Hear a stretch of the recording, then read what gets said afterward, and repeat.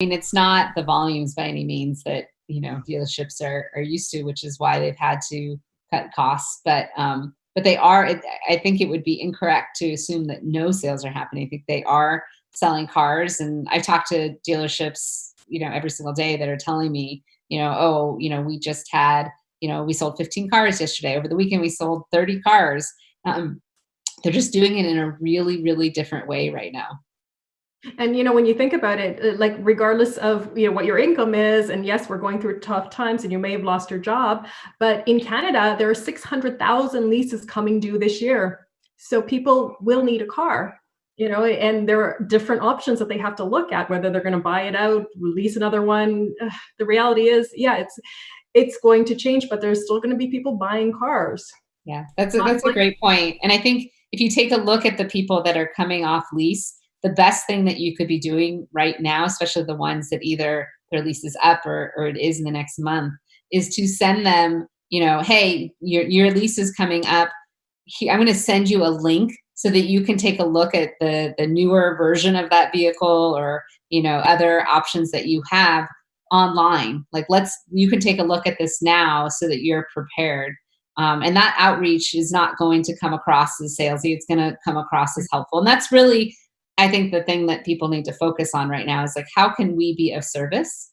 Are there pockets or elements, of consumers that where we know there's a need? Kind of similar, like I said, the downsizing one is another one, right? When you do outreach and you're thinking about, hey, we know that X amount of people in our community have been hit or impacted, or either had some kind of financial impact where they've lost their job or something.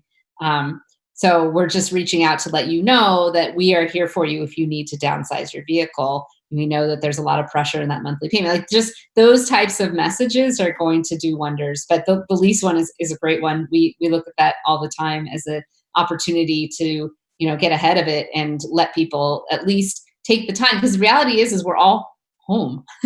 So, and we actually see this in our data, where we're looking at, what's happening. We know walk-in traffic is been, slowing down to a halt, but the online traffic is still very present.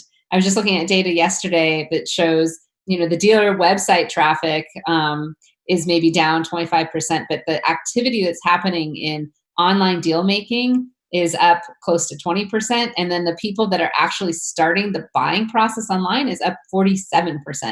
So we're seeing recovery as it relates to shopping activity, but those that are in market are really ready. Like, that's what you get, right? You start to get the shopping curves start to return, and then the serious buyers taking action first. So, there's a lot of engagement. People are home. I wouldn't say they're bored. I know I'm not bored. I'd like to actually have more time to myself, but they're home and they're online. So if they're in need or they're worried about their financing, they're online looking. And so now's the time to think about those segments that may be of need.